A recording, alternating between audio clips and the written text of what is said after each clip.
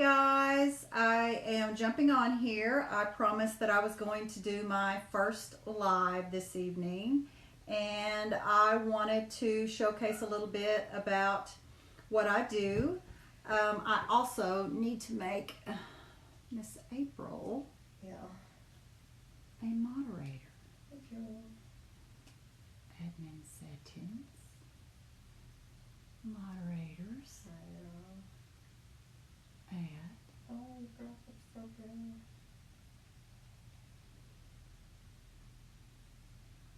They coming Mm. in. Did it get you? Okay.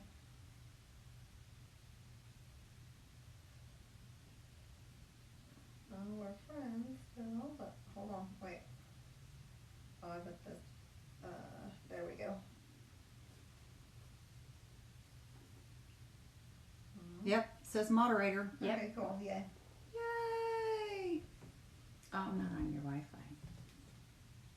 Oh Lord, don't ask me what it is. It's all right. April can share it to me.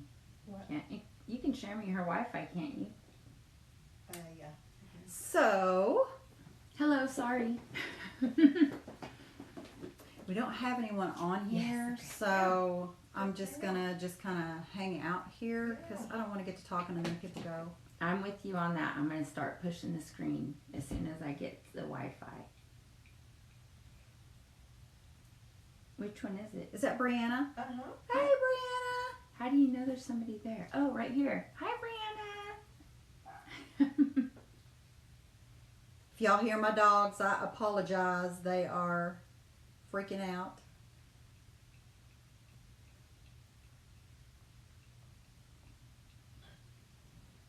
Let's close all that. I just hate to get started and then people here we need me to go. repeat and repeat and repeat. Oh, I'm fine Know with what I that. mean? Know what I mean? Hey, Brianna, you can type to us though and say hi. How are ya? What you doing? What are you doing? April, I can't. Do you have the Wi-Fi? I can't get on there. So, Why do you need to watch it? Are you watching well, I'm it? gonna. While I'm sitting here, I'm gonna tap it. Oh. So I'm going to go ahead and do a little bit of talking. So I am Cherokee, and I was raised in a very traditional Cherokee home. Cherokee was my first language. I was raised by my mom, my grandmother, and my great-grandmother. Very traditionally. I remember I was always the poor little Indian girl, in the school, and I was okay with that. No, I had a wonderful childhood. We were very poor. We were very poor, but there was no lack of love and support, and my quirkiness was accepted. I was a pretty horrible little child. I'm not even going to try to deny that. But being raised in my traditional ceremonial grounds, I was not raised in like a regular Christian type sense. I was raised going to the Native American ceremonial grounds, or what are more commonly known as stomp dances. So the metaphysical, the supernatural were just literally parts of who I was growing up. That things that go bump in the night were very, very common in my household and in my home and in my family. So I think the way that I was raised, as far as dreams and how I interpreted them and how I understood them and how I dreamed, was very common for me. It wasn't something that seemed very odd, but I still knew that I couldn't talk about the things that I experienced in my home just with anyone. My childhood best friend, she understood. I did explain to her a little bit about what I did and not even completely understanding it, because I didn't understand about dream walking until I was an adult. So what I did understand was, how odd is it that I'm standing in my group of friends at school, and I remember specifically one of my friends talking about a dream, and I was thinking, no, you didn't. You didn't do that. That was my dream. But I wasn't saying anything. I didn't express that to anyone. I just stood there, and I remember the thought in my head of, why is she talking about my dream? I didn't tell her about my dream. But again, being raised in the supernatural and everything being very weird is normal where I grew up, how I grew up. So I really never thought anything about it. It wasn't something that was like heavy on my mind. So I started realizing over the years that what was the common denominator in that? Me. I was the common denominator in everybody talking about dreams that I had, that I was in. And so I realized at that point I was different.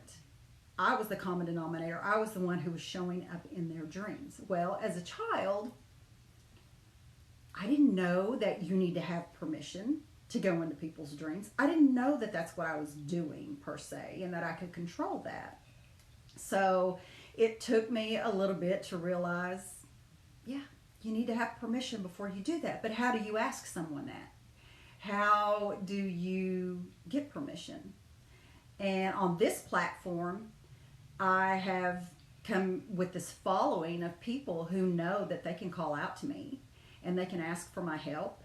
And I don't make a conscious decision and go, oh, you know what? Nikki needs my help, and if she has a bad dream, I'm going to go there and take care of it.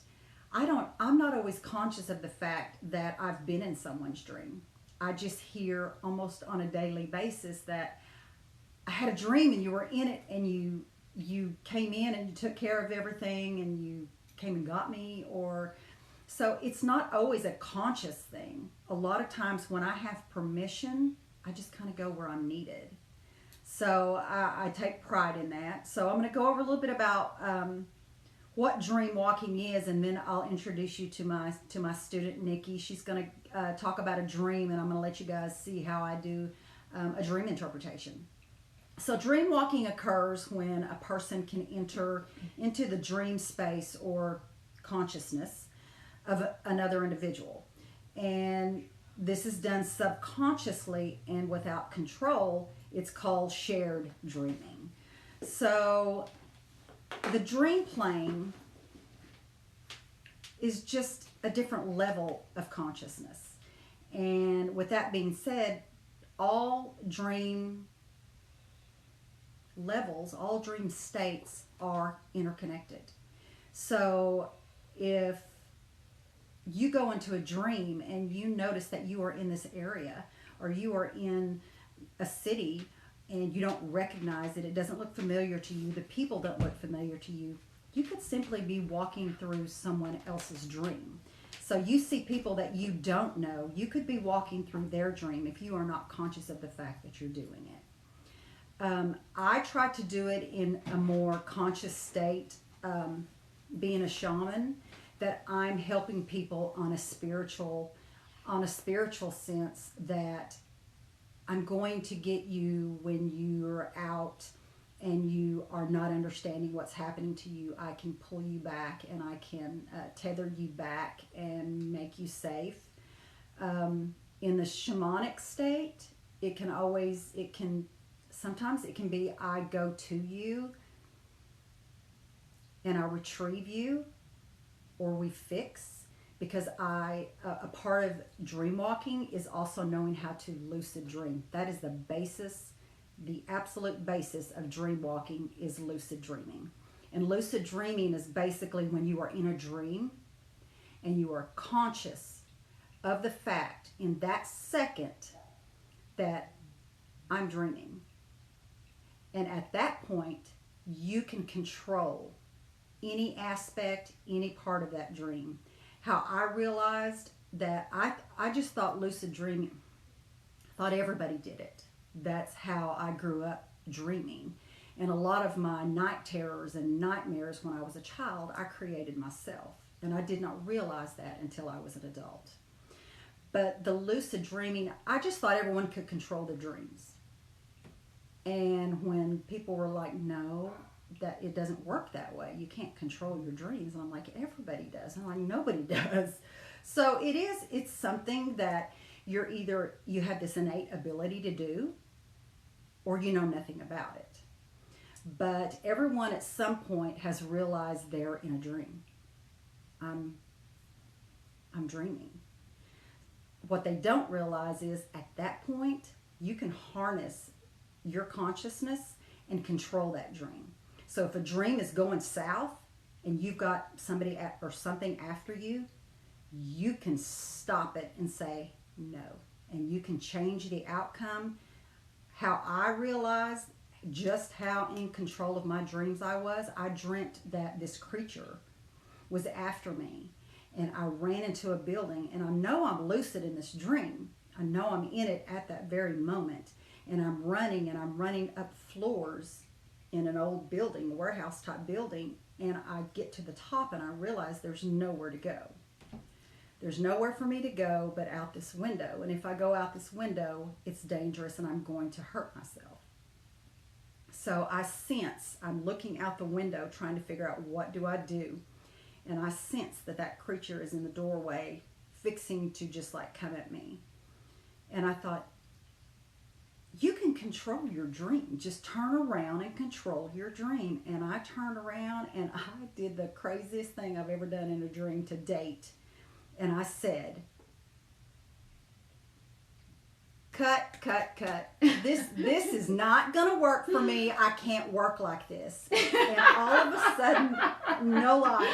That's hilarious. I look around Oh the room and I see camera people, lighting people, script people, people holding things, big boom microphones. And I realize, oh, I got this. And the creature literally took his mask off, and this big huge mask, and he was holding it, and he said, look, when y'all get this figured out, let me know. And he turns around and he walks out. It was an actor. I had turned this horrible nightmare into a movie set. And it was at that point, I was probably 19 maybe.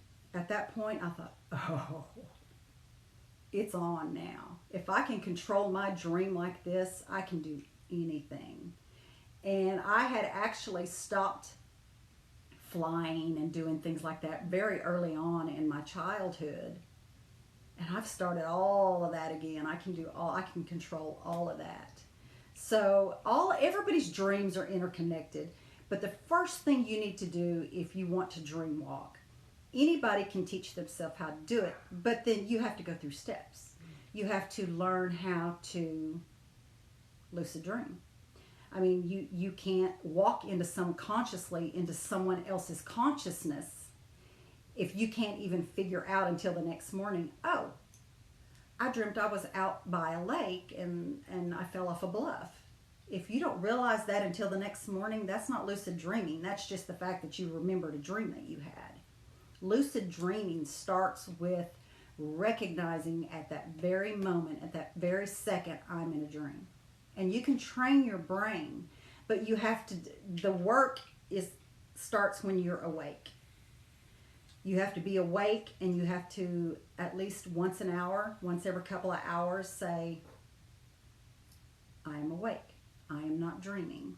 And you count your fingers, and you look around, and everything looks normal. So your brain starts saying, okay, I'm not in a dream, I'm not in a dream, I'm not in a dream. When you lay down and you go to sleep and you wake up, your brain is still in that every couple of hours, I'm checking to see if I'm in a dream. So you're going to count your fingers, and all of a sudden you have 11 fingers on each hand. Or you look up and the trees are blue instead of green. That goes, I am not awake. I am in a dream right now. Now, the first few times you do that, it can freak you out and it'll just pull you right back and you'll wake up.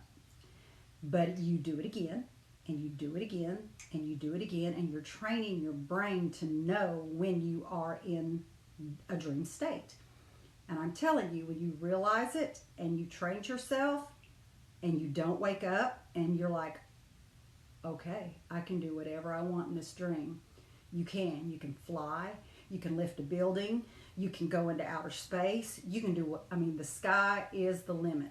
But you also have to realize there is a responsibility that goes along with dream walking.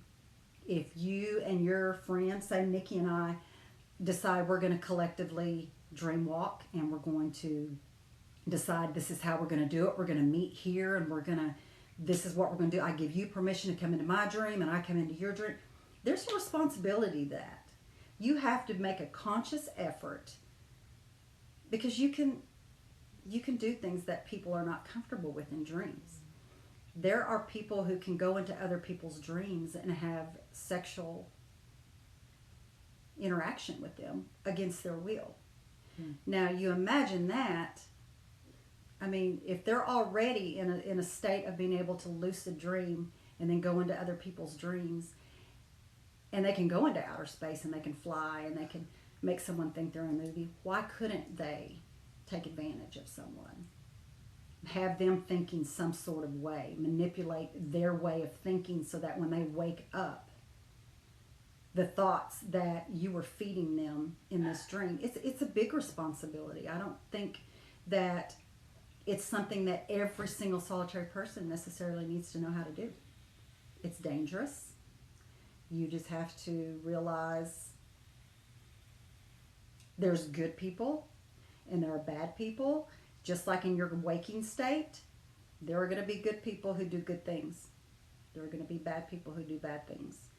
So why would that not carry over into a dream state? Just because somebody has the ability to do it doesn't mean that they will use it responsibly. So you have to think of it that way. If you choose to do it, it is a great responsibility. I do it on more of a shamanic level, where I'm helping people spiritually in a dream state. You are more open to suggestions, to finding things out about your spirituality. You are more open to receiving information. I mean, the dream state, you can help anybody in a dream state. When I tell people to connect with their spirit guides, what's the first thing I usually tell you guys? When you're going to bed at night, set this intention that you are going to connect with your spirit guides. But only them. But only them. Be protected. Protect yourself. Wrap yourself up in white light, because that's where all the things that go bump in the night exist. So you have to be very, very safe when you're doing that. You have to make a conscious effort when you're doing that to keep yourself safe. So if someone says, I need to connect with my ancestors, that's usually the first thing that I say when you're going to bed at night. So because your dream state, oh, thank you, because your dream state is the easiest way, because your subconscious has no limitations. Because we're so used to having these off-the-wall, fantastical things that happen in our sleep, it doesn't seem odd. So shamanically, when I'm going to help someone spiritually, in the sleep state, in the sleep phase, is one of the easiest ways to get people to open up and to be open and to be accepting that things can be metaphysical, things can be supernatural. And we try to rationalize it when we're awake. We want everything to be on the up and up. I need to know this is this and this is this. Where in the dream state, you're much, much more open to things. So also what I do is dream interpretations. And it's not, and I say this all the time on the live, so you guys who are on the lives with me, you understand when I say I don't do dream interpretations. It's really hard because somebody will inevitably come across the screen that says, well, I keep dreaming about a purple elephant that keeps trying to sit on my chest when I go to sleep at night. What does that mean? Well, I purposefully don't tell people what those things mean, because when I do a dream interpretation, because you can literally Google elephant. What does it mean if I dream an elephant's on my chest? What does it mean if I dream of a purple elephant or the color purple? You guys can figure that out. There are a lot of dream interpretation books, sites, where you can piece all that together.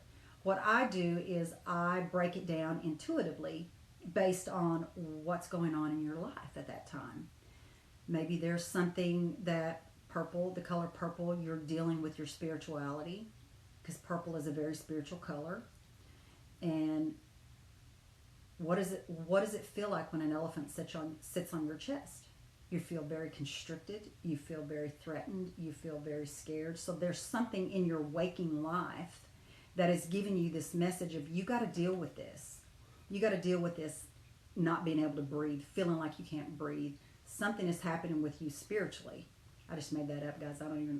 I've never had anybody come to me with a purple elephant. You will now.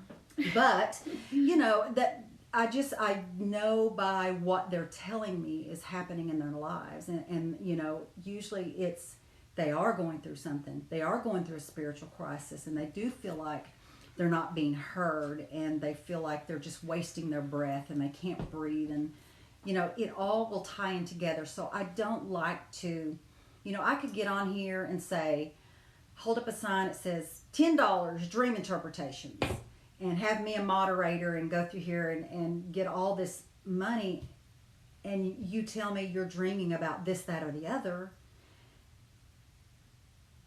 I need more information. I need to sit with you, even if it's on Zoom, on video, on the phone, and I need to talk to you about your waking life, because that's what dreams are. Dreams are information that comes to you from the ethereal plane, and they are so much more advanced than we are up there.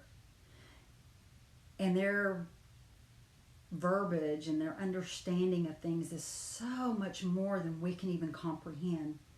So they have to kind of dumb it down into this little thing that our little earthly minds can understand. And a lot of times they come out as these fantastically odd, why am I dreaming about a goat in a boat on a pond?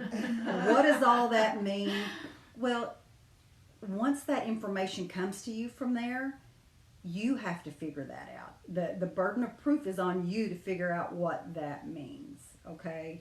So think about it. Goats, they're real stubborn, always lead with their head. You know, they're always wanting it. So what are you doing? Floating around out on a pond in a boat, kind of not really knowing what you need to be doing. You're being stubborn about something is what it means. So it all I break it down to where it has to do with your life. It has to do with what's happening in your waking life, so that we can figure out what it means.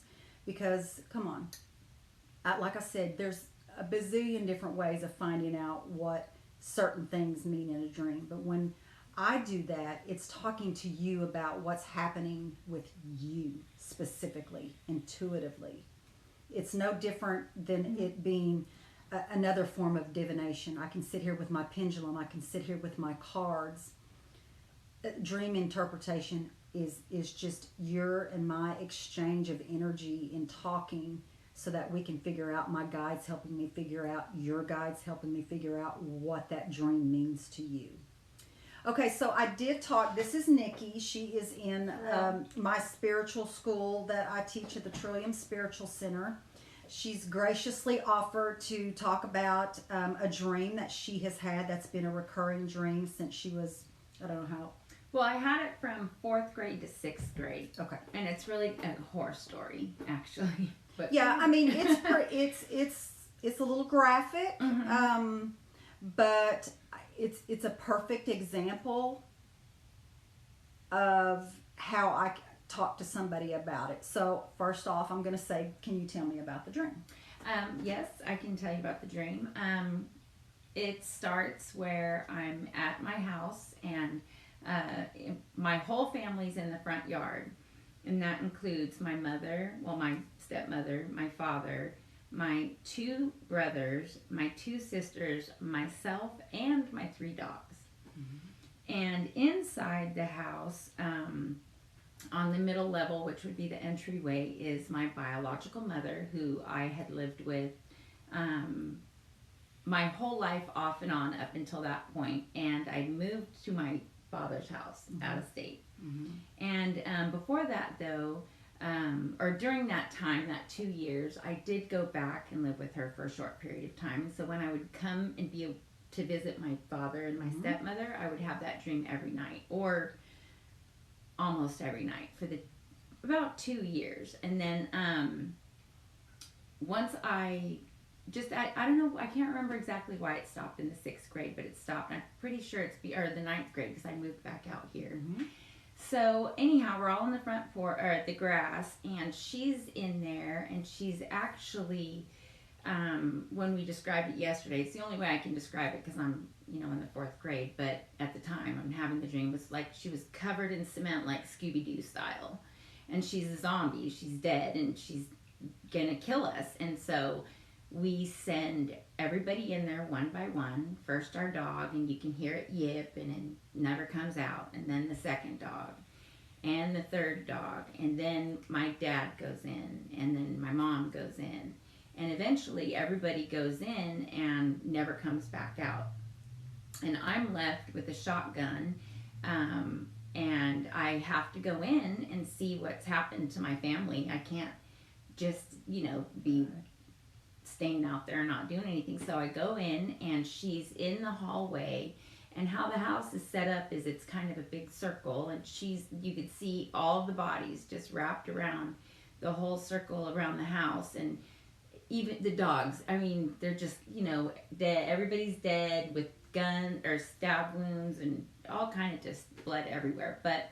And I have to I'm the only one that can kill her with this shotgun, though. Nobody else could do it. It was only me, and so I did it. I shot her and killed her. So knowing, and what I went over was the history that she had with her mother, her biological mother, was not good. The life and the lifestyle that terrible. You had when you lived with her was not good. She was not a terribly attentive mother. Right. Yeah. A great mother. No. So the fact that everything, the dogs, everybody, her family, that she loved in the home, were going into the home, and your biological mother was in the home. Yeah. Tells me that you're very confused, for one, so that you feel like everything that you loved went into that house, because that's where you felt the safest, but yet the most unsafe in that dream, because she was in there tearing them apart, ripping them to shreds. So she felt like she was the only one who could put an end to it. That tells me that, for one, you felt very alone. You felt like this was your burden to carry, and that it was you were the one who had to take care of this issue and take care of this problem with your mother. That makes sense. That's the last one with her. Yeah, you were so when you went in, and by shooting her and killing her, it wasn't like a thought, oh, I wish I could kill her. It was, you needed to kill that part of your life. You needed that part of the back and the forth, and the not knowing what she was doing in her life, where you were going to be, what that was doing for you. It was kind of a back and forth and back and forth. You needed to put a stop to that. That makes sense, because when I finally decided to live with and I'm thinking, because I haven't talked about this in years. When we talked about it yesterday, it was the first time. I can't even remember the last time I talked about this dream. Somebody asked how often you had the dream. They wanted to know how often you were having the dream. I was having, I'm not going to say daily because I can't remember. I'm 100, so I can't remember that far back. But I would have it at least weekly, or once or twice a week, every couple weeks. So it was all the time. And I would have it when I left Aggie and came to my dad and my mom, was just my stepmom. So I would have it regularly, yeah. And I did stop when I decided I was going to stay living with my dad. That's Okay. when those So stopped. you knew that the back and forth, the Mhm. not knowing, the feeling like your family was being taken away from you and Mhm. going back and forth. Once you realized, I don't have to do that anymore. I don't have to lose anyone. I'm choosing the family. Then that's when it stopped for you.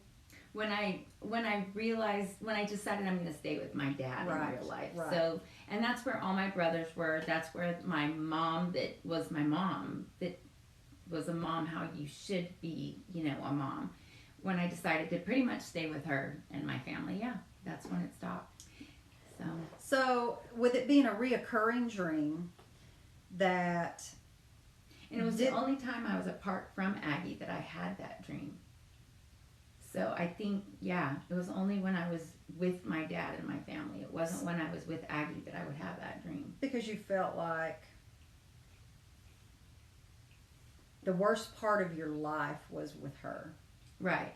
So the best part of your life was when you were at that home with your Yes. siblings, with your animals, with your dad and stepmom, Mm-hmm. and it was probably pretty gut wrenching when you had to go back. Oh, yeah, for sure. So that felt to you like she was taking Mhm. taking everything that was important. So that's why everyone was going into the house, and it's like she was taking them one by one because Right. that's what was important to her. Are you a helicopter mom? You were. I with the was kids when they I were first little. had them, because it took me 12 years to get pregnant with Mhm. Maddie. And so I was, and now I'm like that quintessential, if you do it, oh well, you know, good luck. Mm-hmm, Because, no, I'm not a helicopter mom anymore. good, good, good. No, short answer. So that's an example of knowing what she's gone through in her life with her mother, who was not a very good mother, who did wind up being in your children's lives as a grandmother and doing better with Well, that. my brother's children, because Okay. my children, she died before she really was Oh, able to be around, okay. and that's okay, because Okay. I got to see her with other grandkids, and she did end up being a good grandma. She was not a good mother, but she was a good grandmother. So basically, it's with her, with the reoccurring dream as a child, is feeling like she was going to lose, like this mother was basically taking everything she really truly loved.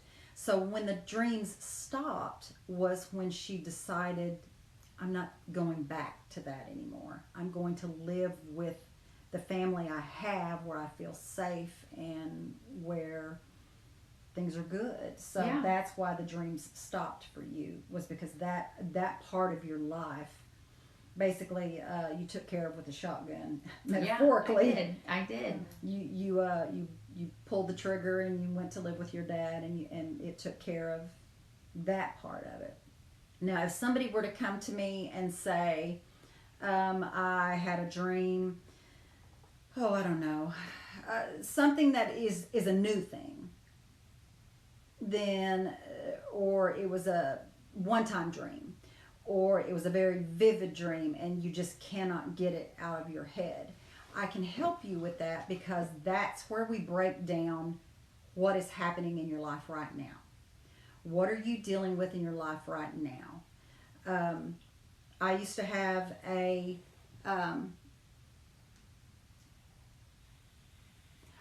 have a reoccurring dream myself as a child, and I know that was a past life experience. And I know that because when I was 16, the dream that I would have was I was in like a very old movie, how they're kind of a yellowish color, not quite black and white, but kind almost of like a sepia. yes, That's the word. I don't know if I'm pronouncing it right, but that was the color of the dream. And I was a young girl, and I was running into an old cabin. Like the floors were dirt. Mm. And I would run, and it was a very just one room cabin, and there would be a table and a chair sitting in the middle of this room. And I can distinctly, even right now, I can remember hearing when I was running from a man, and I would hear the slam, an old screen door, just the slam of a screen door. I can still hear that, and it still bothers me to hear that. A lot of people love to hear that sound, but it was very torturous. I get it, for me though. I get what you because I remember I was running from this man, and I was behind the table, and I was trying to go one direction, and he was trying to get me to go into another. He was trying to get to me. And as the man, I go around one way, and I couldn't turn myself around quick enough. He grabs me and puts me down on the floor, and as he comes over the top of me, he's speaking to me, and I can smell his breath. Oh, man. And it was just the smell of breath. It wasn't anything horrible, but it was just this smell. He had a smell. And so that stuck with me my entire childhood. And when I was 16, I was in Walmart, and I had my nephew in a cart, and I'm pushing my way through here, and we're at some big thing in the middle of the aisle there looking through things. And I remember I'm digging through, and all of a sudden I smell this smell.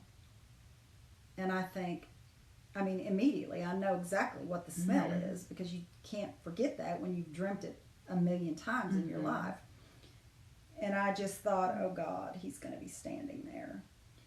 And I lift my head up and I look, and that man is standing on the other side of that bin. And I just froze. And I just sit there looking at him.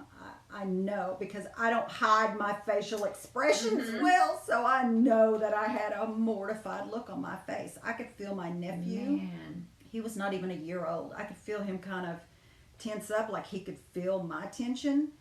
And this man, as he's, looking down, he felt it. He's totally felt that I'm staring a hole through him, because I don't know what else to do. And I'm just staring at him, and he lifts his head up and he looks at me, and he just kind of awkwardly smiles. He doesn't know what to do. This man had no idea. He didn't know me, but I knew him.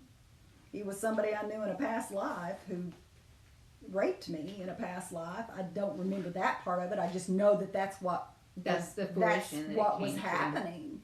So, there's a difference in that, because that's a past life memory that I had from a dream state. You can all have those as well.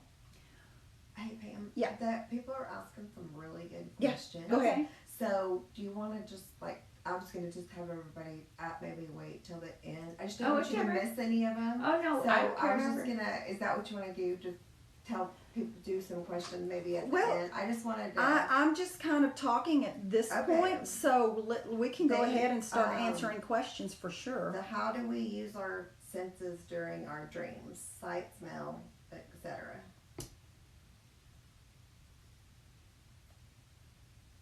Does everyone not?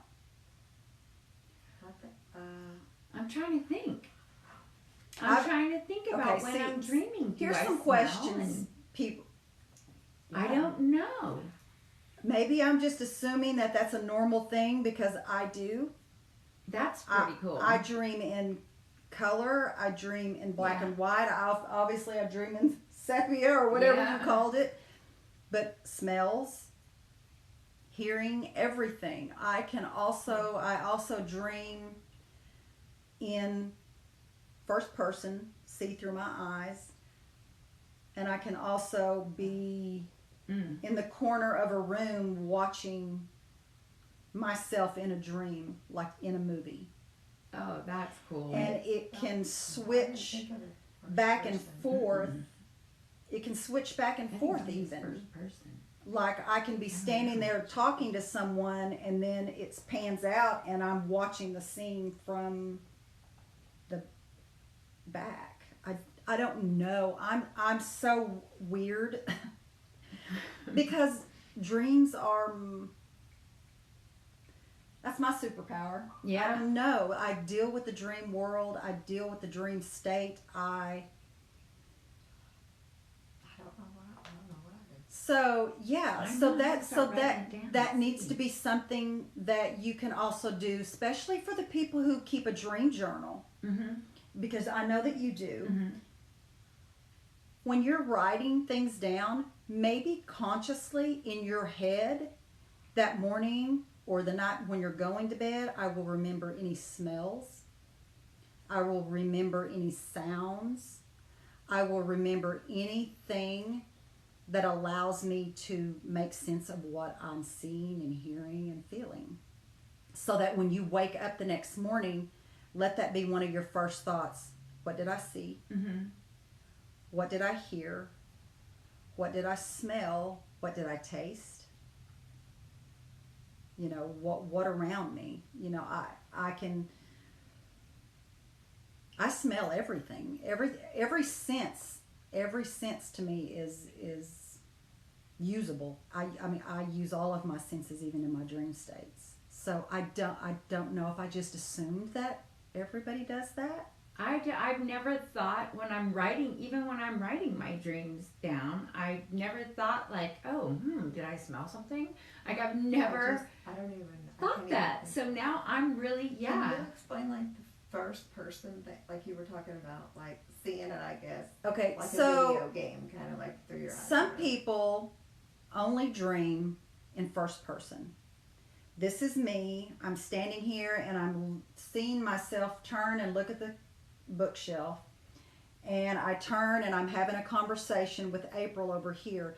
And that's what you're seeing is everything that you see through your eyes sight, yeah. in Okay, first gotcha. person. Got you. I do that, but in the same dream,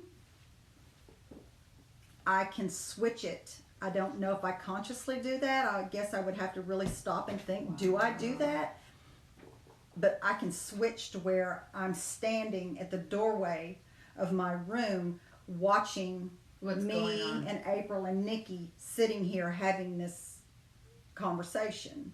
Now, can it only be the doorway of the room, or can No. you control what? Like, could you be sitting up there, where you know, in the corner? I can be from any angle that I Oh, need that's to pretty be cool. to see what's happening.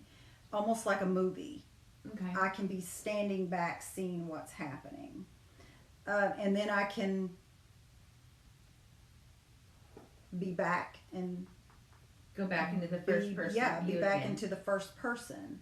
I've always been able to do that, and I always thought everybody was able to do that. And then I was reading where people were saying, how do you get, how do you see your dreams? Do you see them in first person, or do you see them, I've literally saw my house that I was growing up in as a child, and it was literally like I could see through the walls. I was literally standing back in the hallway, and even though there's a wall there, I could see right straight through it. That's cool.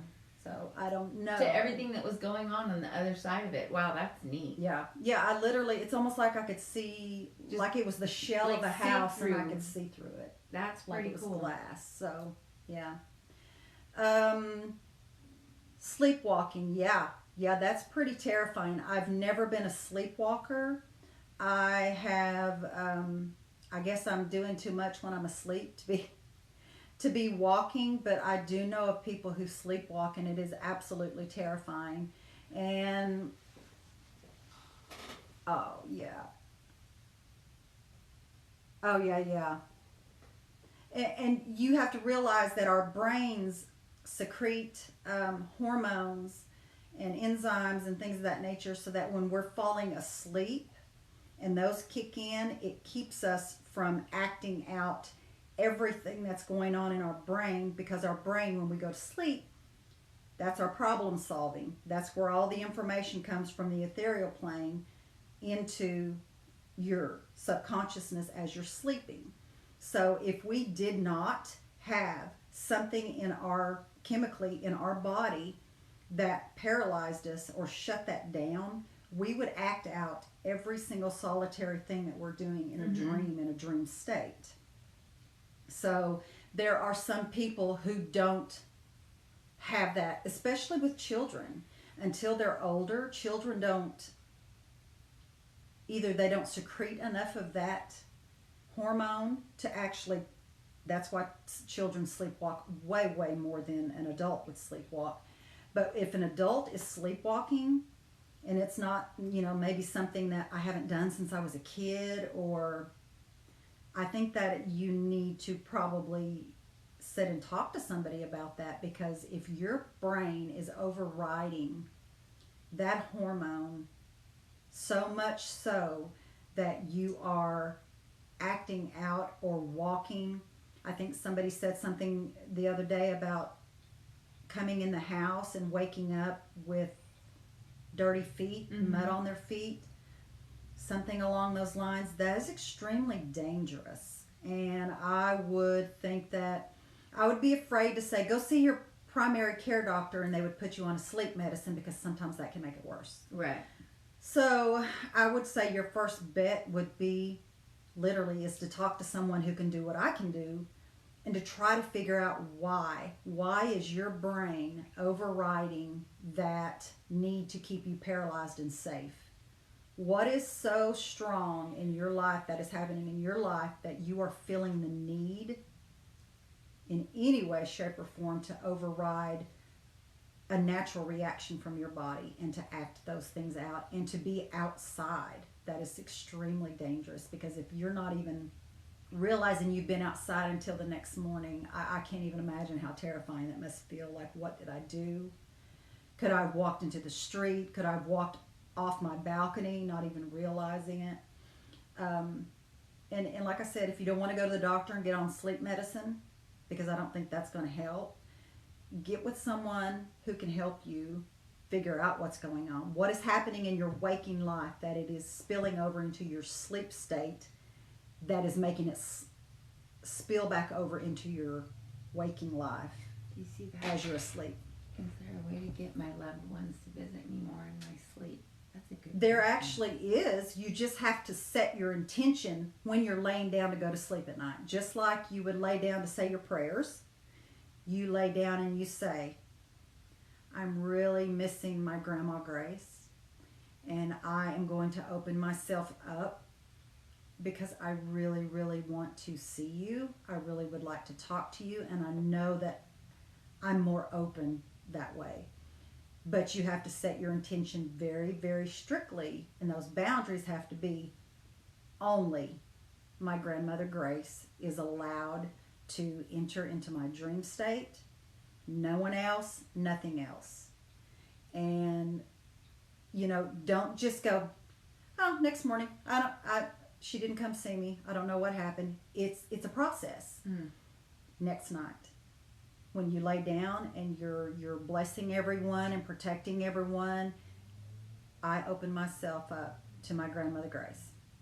And if you are not comfortable with coming to me in a dream state, can you please give me messages and show me things in my waking life to let me know that you know that I need to see you and I need to connect with you. And you're going to see her favorite flower in a vase at the doctor's office when you walk in. And it's going to just immediately strike you as, oh my God, that was Grandma Grace's favorite flower. Or somebody's going to walk by you in a restaurant and you're going to smell a perfume that reminds you so much of how she smelled. Or you may see someone that looks like her and she's just letting you know, I'm here. You're just not remembering the dream. I'm trying to be there too. You're just not quite remembering. So here's the information. I'm here. That's cool. Because I'll smell my mom every now and then. And she always wore that Coty face powder. Mm-hmm. And it just has a really distinct smell Yeah. to it. And unless you're snipping up on somebody's face, which I don't tend to do on the regular, that it'll just come by me and I'm like, oh, okay, thanks, Mom. I love you too. Because I would love to dream. Oh, I could tell you some dreams about her when she died if you want. Yeah. That are pretty interesting. I know what they're about and why or what happened, but Mm-hmm. it was amazing. I can now or Yeah, go ahead. So so my stepmother, she actually died when I was 17. And this is the woman that I do consider my mom. And it was just suddenly.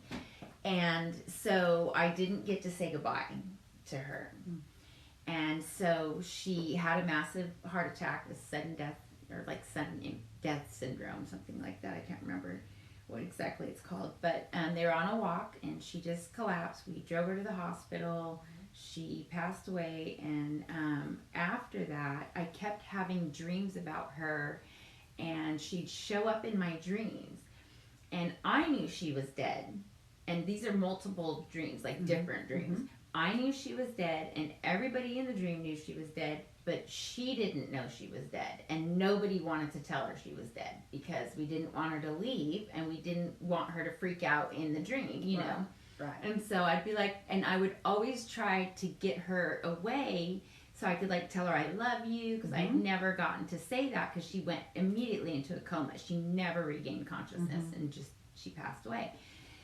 So I'd always take her up and I'd grab her and I'd be like, Mom, I love you. And she'd go, I know, Nikki, I know. No, Mom, I love you. I know, Nikki. You tell Robert to be good. Because I know he's not treating you right now. And this was my boyfriend at the time, and he broke up with me like 2 weeks after my mom died. We've been together for 4 years because he couldn't handle the stress. So I kind of get it. I was 17, you know. So you tell him he's not doing right by you. And then there was another dream. I'm not remembering quite right, but there was another dream that we were parked in the hospital, and all the car, like instead of the parking spots, there were hospital beds. And her bed was there, and I walked up, and I always would touch her face like this, just so I knew that she was paying attention when I was telling her. And she was sitting, you know, in her hospital bed, and I was like, I love you. Oh, I know, just kept blowing, you know, kind of fobbing me off. Like, I know you love me. And the last dream I had was we were Christmas Eve at my aunt's house, which is her sister. And we'd always go there for Christmas Eve. And so we're all there, and she shows up, and everybody's like, don't tell her, freaking out. So I take her on the front porch, and I was like, Mom. And she says, Nikki, I know. And I'm like, what do you know? Because I don't know if she knows I'm going to tell her I love you, or she said, I know I'm dead. And I love you too. And I never had that dream again, ever. Do you know that she did that because she just wanted to see if you would do it? But Again, she didn't want to make you do it, so she stopped you. Like, I know what I need to know. You love me enough that you would risk never seeing me again to tell me. Yeah. So it was cool. That was. Yeah. Yeah, those are deep. I had a childhood friend, one of my best childhood friends in the whole world, who, when I was 20, she was 19. She and a guy I grew up with died in a horrific car accident. They were both passed out, had been at a bar, and they both passed out in the back seat. And the driver, I don't know what happened, but they veered off the road, and when the impact of the car exploded. And so they burnt to death. And when they were found, they were sitting up, and they had just kind of fallen over, you know, from each other. And I took it very, very, very hard. I don't think there's been probably another death in my life that I have taken that hard. And so it was probably a few months after that, I had a dream, and a very lucid dream, and I'm walking where everything is white, like I'm almost walking in a mist of white, and I come to a doorway, and I knock on the door, and there's lights on inside, and I see that somebody is coming to the door, and they open the door, and it is my friend, my childhood friend, the male that I grew up with. And I'm like, Sam, are you okay? What are you doing? And he kind of pulls me into the entryway, and I look into this house. I'd never been into this house, but I notice across is a couch, and I see my friend who was sitting there with her back to me, and I'm like, what's happening? He said, I don't know. He said, we can't leave here. I don't know what's happening. And she is like hears him saying something, and she turns around and she sees me, and the look on her face was like, oh, thank God. Oh my God. And she comes around up the hallway to me, and she's like grabbing me, and she's like, I don't know what's happening. I don't understand what's going on. I don't know where we are. And I just thought, oh God. And he's standing behind her, and he's just kind of shaking his head. And I knew he could have moved on, but she was so scared and so unsure of what was happening that he stayed there with her in that temporary state. And I knew. I said, you don't remember? And she said, remember what? I don't know what's going on. Why can't we leave? And I said, there was a car accident. And I'm watching her like this confused look on her face, and then I see this, like this knowing. And as soon as I said there was a car accident, I watched it just kind of wash across her face that, yeah, I remember now. She never said it, but I just knew. She just had this, yeah, I remember now. And I remember hugging her and telling her I loved her, and she told me she loved me because we always did that. And I remember my friend, the other friend, he moved her out of the way, and he grabbed a hold of me, and he said, you have to go now. And he's pushing me backwards, and I'm stepping back, and I'm at the threshold of the door, and he goes, you don't understand. You have to go, and you have to go now. And he shoved me, and when he did, I just sat up in the bed, and I knew that I had been to that was the start of my shamanic dream walking. I knew that I had went to that place, and I had told her that she had passed away and that she was no longer here. And I think it was time for him to take her and cross her over, but he knew it wasn't safe for me to be on that plane with them when that happened. So he pushed me back into this plane. And you cannot find anyone ever to convince me that I was not the one who, I don't even know if you call it a privilege, but I take that as one of the most important things that I've ever done in my life, is to be able to explain to her, because she was so incredibly scared, so incredibly confused and not understanding. But she was not stuck here on this plane. She was stuck in the between, and she needed someone to let her know that you're not here anymore and you have to go. And I still talk to her. I talk to her all the time, and what's funny is I tell her I'm old, I'm a grandma, or I used to start out with, I have kids now, and I'm a grandma, and I'm old, and I'm going gray, and you're still as young as you ever were. And she gets a kick out of that. So, yeah. Any questions? What are you coming up on questions about April? Let's see. Yeah, it was very, very sad, but it felt like it was such a privilege that I was chosen to be able to go to that place and to tell her so that she could move on. I did not want her to be stuck. I did not. We got, how many places are there in the dream world? Oh, If that it's makes sense. infinite. It's infinite. It's literally like walking into rooms that go on forever. They're literally hallways of rooms that you can go into that are different planes of existence. That there are so many you can't even begin to. I mean, there's probably as infinite as space. This one says, is shamanic travel the same as lucid dreaming? No, lucid dreaming, anybody can do lucid dreaming. Shamanic travel is doing it for spiritual reasons, for helping people spiritually, going into their dreams, like going to those planes and letting people know what they need to know to help them move along.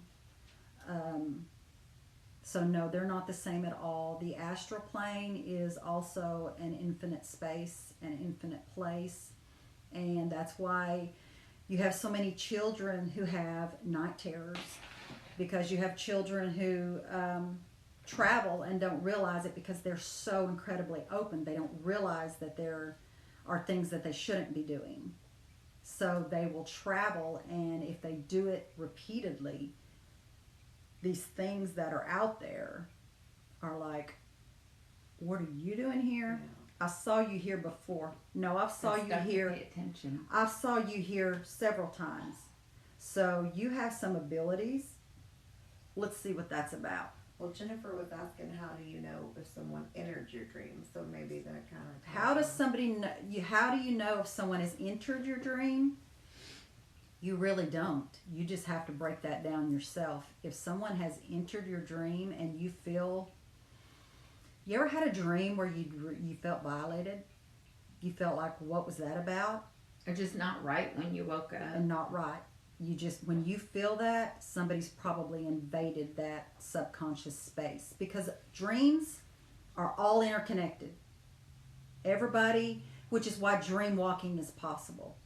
I could go into Nikki's dream, but there are people who don't ask permission when they do that, and they do it for the sake of the fact that they have that gift, and not everybody who has a gift uses it for good. Yeah, or should use it at all. Or should, absolutely. But if they can't get what they want on this plane, they're going to do it on another, if at all possible. What does it mean if there's a person in your dream but you can't see their face?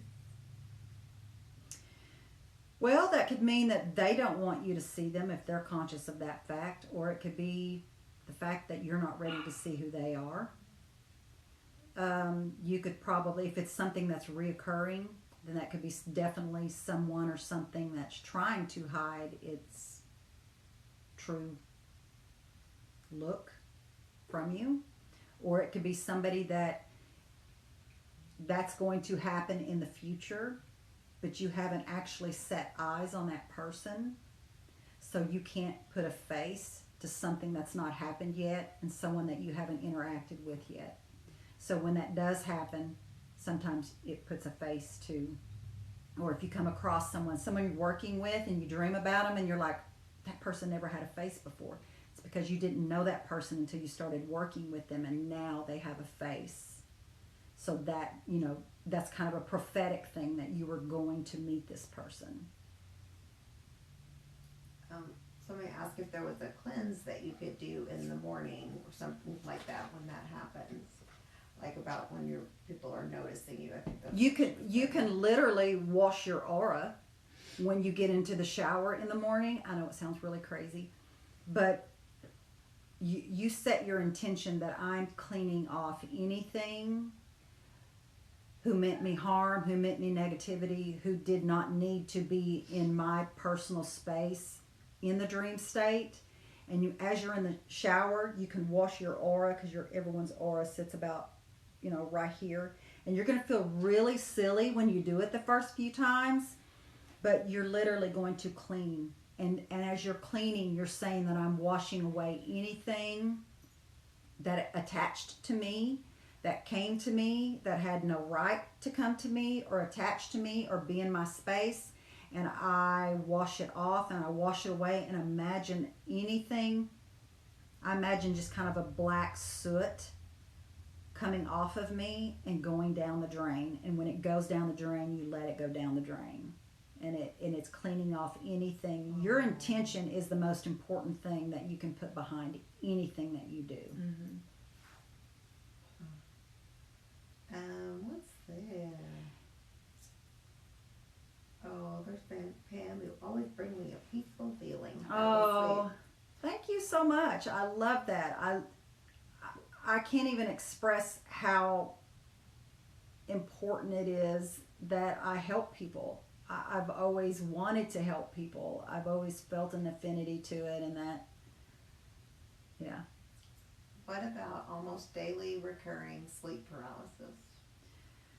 Well, there are some medically mundane explanations for sleep paralysis. If you feel like it's something more than that, then you may need some help with cleansing, night terror cleansing. Sometimes the hormone, the enzyme that I was talking about that our body secretes when we are sleeping so that we don't act out the movements in our dream. When you wake up in the morning, sometimes your brain wakes up quicker than that can be out of your system.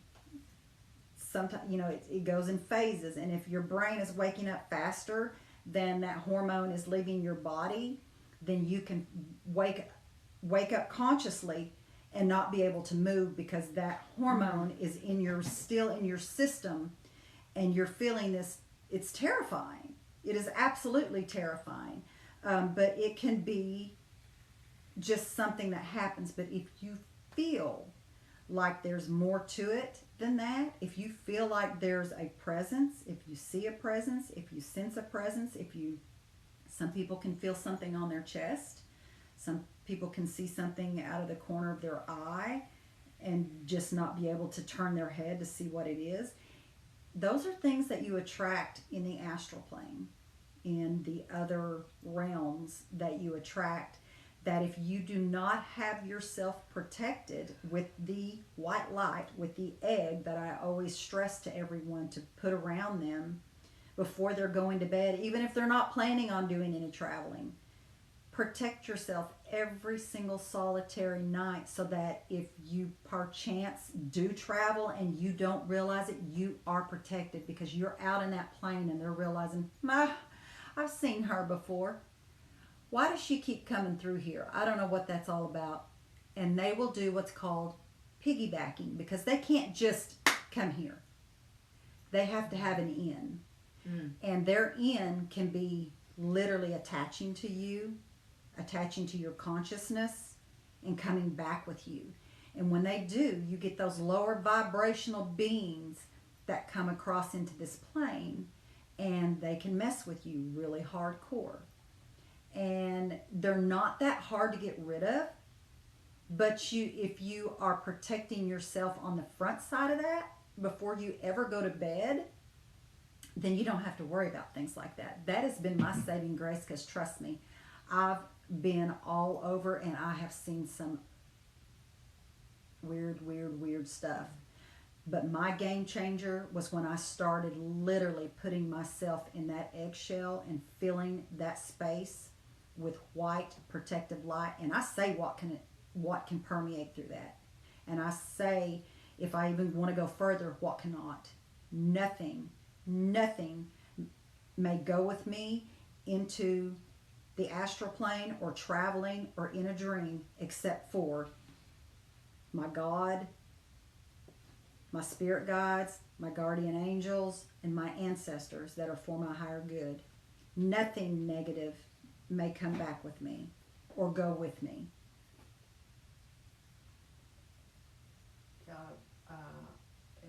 Do dreams show you things you need to do shadow work on that you have suppressed? Yes, because your subconscious is so wide open during the times that you are asleep.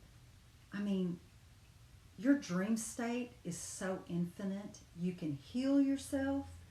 You can talk to people who've crossed over. You can go to different dimensions and planes of existence. There's nothing more, there's nothing else in this plane of existence that gives you that kind of power. People don't even realize how important sleep is. And then I hear people say, well, I don't dream. You do dream. You just don't remember. And a lot of times you've put those blocks up yourself without even realizing that you've blocked yourself from dreams, because maybe you went through a little series of really scary dreams, and so you've just subconsciously put that wall up and you're not going to remember any dreams, good, bad, or indifferent. So you have to literally start setting those intentions when you protect yourself at night, that you tell yourself, not I will, or I hope, but I remember my dreams. I remember them in every aspect of them. I wake up and I write everything down. Not that I hope I remember my dreams tonight, because your remembrance is going to be just on the other side of hope. And hope is always going to be on the other side of that and on the other side of that. And some people can go the whole rest of their lives and not ever remember dreams. Just little snippets, short little snippets of their dreams, because you've shut that down, not meaning to, just out of protection and out of, I can't deal with that right now, so I'm going to shut that down and leave it alone. And it's really easy to shut down. It's a lot harder when you're ready to start having that again and to start experiencing that again. You have to put more effort and more work into that than you would the initial, I don't want to see that, and you shut it down. But it doesn't mean you aren't dreaming. You are. It doesn't mean you aren't traveling. You are. So you still need to protect yourself. You still need to protect yourself, because just because you aren't conscious of what's happening out there, there are things that are out there that are conscious of the fact that you keep coming back onto that plane of existence, and they need to know why. And so they will attach to you, they will come back with you, and they'll wreak havoc on your life. And sometimes it's just that. They're just annoying, and sometimes they're terrifying. So if you're protected, you don't have to worry about any of that on any level of existence. I don't. I'm strong enough that I say, you're not welcome, you're not doing this, and you're not doing that, and it's what you believe. Somebody asked about, can you have PTSD flashbacks while you dream? So, dreams are your way of trying to figure out what's happening in your waking life. While asleep, while asleep, can you have them while you're asleep, not while you're dreaming? Oh, can you have like a PTSD flashback while you're sleeping? Yeah, that's what she. Wow, if you could control that, that would be pretty neat self-healing. So, yeah, if you could start learning how to have lucid dreams, and you could go into that dream state, and something that is absolutely horrible trauma for you, you can be like you're in this movie, like how I did, and you can go, nope, that's not happening. This is done. This is over with. We're not doing that. Can you imagine the healing that could take place if you could learn how to control your dreams? That I can't even imagine the healing that could take place if someone were able to control their dreams and to control the fear, the trauma, the hurt, the inner child work that you could do in a dream state. People just take for granted how important, okay, I'm going to sleep, that's to regenerate my body so that I'm not tired for tomorrow. But you don't even realize how much your subconscious is trying to help you and heal you and write things for you and to give you the information that you need to get you on your path. Yes, absolutely. You can face your darker challenges. Mm-hmm. Absolutely. Because there's nothing you can't do in a lucid dream. Nothing you can't do in a lucid dream. You could tear something to shreds that's been torturing you your whole life. Can you imagine that? I think that Amber girl said she just started remembering her dreams. Yeah, She that's stopped what she remembering said. them, and after her daughter passed away. I'm sorry about that. Yeah. About your daughter. Oh my goodness, yeah, yeah. When your mind is healed enough and ready enough. Yeah, it said she just started. I Yeah. think, right? How wonderful. Maybe Yeah. you can put your intentions to have your baby come visit you. Yeah, yeah. A lot of times we put those blocks up not meaning to, because a lot of times people are like, I want them to come to me in my dream. I want them to, but on the backside of that, you've subconsciously put that wall up because of the fear of, are they mad at me? Did I do something wrong? Did I could I or reliving it? reliving it? Could I have Yeah. done something different? Will they still be in pain? We put up those blocks subconsciously because we don't want that. But once our mind starts trying to write the fact that you're going to override that fear by the need to see them and to know that they're okay and to know that they're doing okay. That's good. Oh. Okay.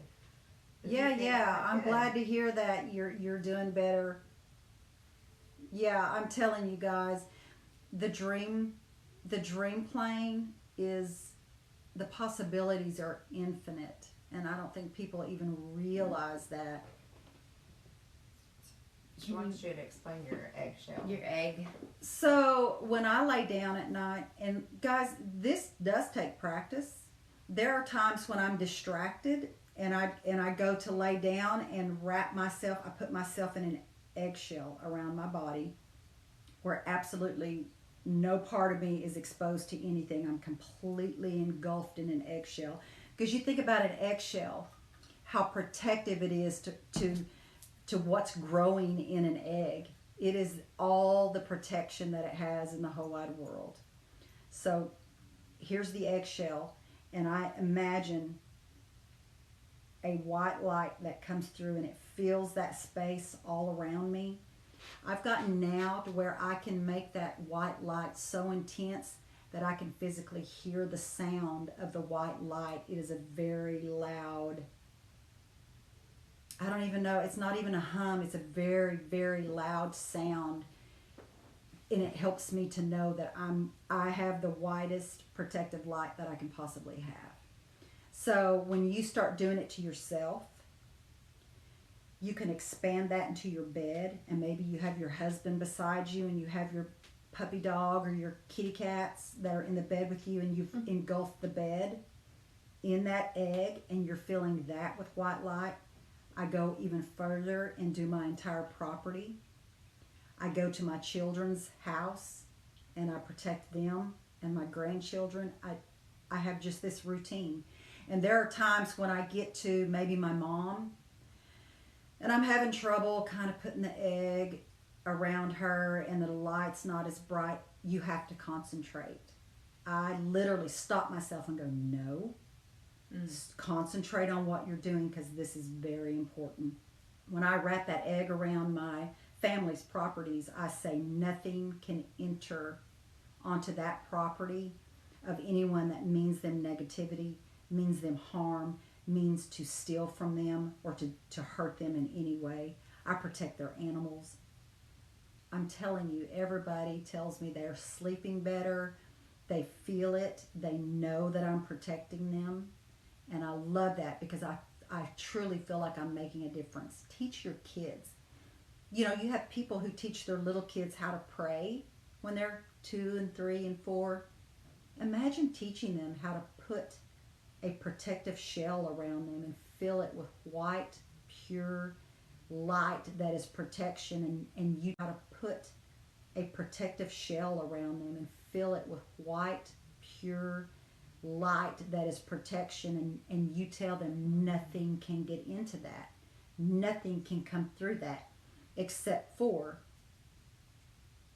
my deity, who is my Native American God, Unetlana, my guardian angels, my spirit guides, and my ancestors that are for my higher good. They are the only ones who are allowed to permeate through that, because you want people to be able to get through that. You want people to be able to get through that you trust and you love. So you have to be very specific. You can even go on the other side of it and say who's not allowed. Who's not allowed to come through this space. Anyone who wishes me harm, anyone who wishes negativity on me, may not enter into this space. Someone said, do you have to imagine it the entire time? No. Or after you do it completely, does it just stay? It stays. And then I will do it the next night when I lay down. And then I will do it the next night when I lay down. This one says, can she cross into dreams with her husband because they sleep next to each You other? absolutely can. You absolutely can. You can have shared lucid dreaming. You can, in a way, people will go, well, how do I know that we're going to dream about the same thing? Mm-hmm. So we can decide, Nikki, you and I are going to dream tonight. Let's meet. We could try that with my son because he lucid dreams. I Yes, don't, yeah. but you do and he does. Let's meet at the mall. And that cool shop that yada, yada, yada. Mm-hmm. And then I'm going to be holding something, and then but I'm not going to tell you what it is. And then you're going to imagine that you're doing something that only you know. Oh, okay. Mm-hmm. So that the next day we talk and we go, oh my God, we were at the mall. Were you there? Yep. Mm-hmm. What were you doing wearing that old lady red hat? And that's the thing that I decided in my head I was going to have on, was this big old lady hat with flowers on it. And you were going to have on a ball cap that had the Cincinnati Reds logo on it. But you didn't tell me, and I can go, and you were wearing a Cincinnati. That's how you know. That's how you know that you have shared a lucid dream together, is they know something that only you knew, and something that was odd and it wasn't easily to remember, like, you know, you showed up in your Corvette. Right. It's something specific. Something very specific that only you guys know about. Right. And are willing to try it together. And some people who are very connected, especially being in the same bed together, that would not be very hard to do. Somebody said they learned how to protect their dreams when something tried to steal my soul's scariest dream ever. Yeah, I'm sure that was a scary dream. I wouldn't think that it was possible for someone to steal your soul, but I can imagine that it felt pretty damn real at the time. So, yeah, you do learn to protect yourself extremely.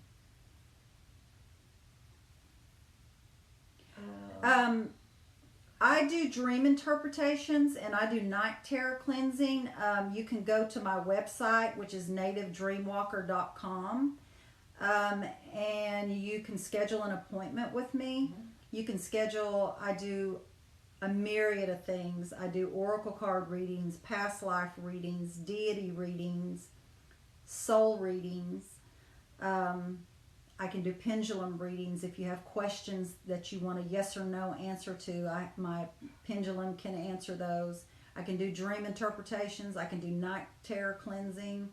I'm kind of a jack of all trades, and I take my work as a shaman very, very seriously. That is my passion, is to help people.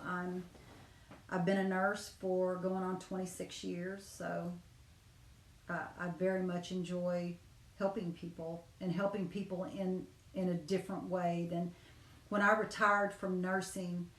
I spent 25 years helping people physically heal, and now I feel like my job is to help people spiritually heal, and that is very, very important to me, and I enjoy this very, very much. And there's also the school. Yeah, we have the Trillium Spiritual Center.com. We do have a mentorship program. The Blue Bodie and I are co-founders, and we teach all forms of religion. We teach over 40 different pagan religions, all religion. We want people to understand there's a huge path out there for everyone. And we teach herbs, we teach candles, we teach how to do jars, oils, anything you could imagine. We teach, and it's a year-long program, and it's once a week. We love to do this. Teaching is my passion. Helping people is my passion. So if you guys are interested in that, that's trilliumspiritualcenter.com. And if you want to schedule with me, it's nativedreamwalker.com. And I would love to help you. We can do anything on Zoom. That way we're seeing each other, we're conversing, and we're talking about things. I don't want to just tell you, oh, just email me your dream and I'll interpret it. It's not what I'm about. I want to help you personally. I want you to feel like I'm helping you personally. And you're all across the world, and if you need me to help you on my off hours, just send an email on the nativedreamwalker.com, and if I have to meet you at 3 o'clock in the morning on Zoom, we can do that. That's not a problem. I'm willing to change my hours just to help someone if they need it. For people that have just maybe, I don't know, because I don't know how that works and stuff, but maybe tell them what you do again. I don't know. Do you repeat that kind of stuff over and over again? I don't know. Yeah. I mean, I am Native American. I'm very, very connected to my Cherokee roots. I was raised in an extremely traditional Native American home. I'm a dream walker. I'm a dream worker. I know. It's funny, I spoke to my childhood best friend, who I've been best friends with since we were 7 years old. I asked her recently, I said, did I ever talk about my dreams with you? Did I ever? She said, nothing specific, but I do remember you talking some about dreams. I don't really know. And so I know that I was keeping a lot of things that happened to me as a child. That I was dream walking, and that I was showing up in other people's dreams. I kept it to myself because, come on, who would have thought when I was a very young child I would understand that this is how I help people now. That is why I had that gift, and that is why it never went away. It wasn't something that was just a young child experiencing some really odd things, and then as they got older it kind of went away. It's always been with me. It's something I've always done. When I interpret people's dreams, I don't interpret them based on what a book will tell you, what a website will tell you, that this specific object means this and this specific thing means this. I do it based intuitively because I have very strong intuition about things like that, and I can help people make sense of stuff that doesn't make sense in their dreams, and not understanding why none of this correlates with anything that is happening in their dream. But when we start talking about it, it starts making sense, and then you start understanding, oh my gosh, yeah, that's exactly what's happening in my life. And who would have thought that dreaming about a goat in a boat on a pond would wind up being something very, very specific to what's happening in their life. And hello, how are y'all doing? Oh, 5th generation Cherokee. I'm glad to hear that. I was born and raised by my mother, my grandmother, and my great-grandmother. So my grandmother, I slept with her from the day I came home from the hospital. She never spoke English. She could understand enough to know what we were saying. Cherokee was our first language. I had an older brother and sister who learned how to speak English going to school. So by the time, because they're 3 and 4 years older than me, so by the time it came from time for me to start school, I knew enough that I could communicate very well and not have any issues with needing remediation, a lot of things. But yeah, I was raised extremely traditionally. I was, raised in the Native ceremonial grounds, and I I love my heritage. I think I fought it for a little while and got away from it, and like everybody does, life kind of takes over, but I'm really trying to grasp a hold, because getting into what I'm doing as far as the shamanism, it's very important to me to be connected in that way. I can't just say this is what I do. I have to live what I do, or I'm not helping anyone. Someone want to ask about dreaming about big bodies of water, and like, does it represent something in your life? Well, I mean, it's really hard for me to say what dreaming about a large body of water means to someone without sitting and having a conversation about what's going on with your life, what's happening in your life, because it could be, if Nikki's dreaming about it, it can mean something totally different than if April's dreaming about it. It can mean something totally different because they're based on my situations that are happening every day. Yeah. That makes sense. Like I was telling you when we were kind of talking about it yesterday, how when you do read somebody's cards or read somebody's aura, usually you sit down and have a little chat with them. I mean, to at least, take a second to get to know their name. I want some information. I want to go, how are you doing today?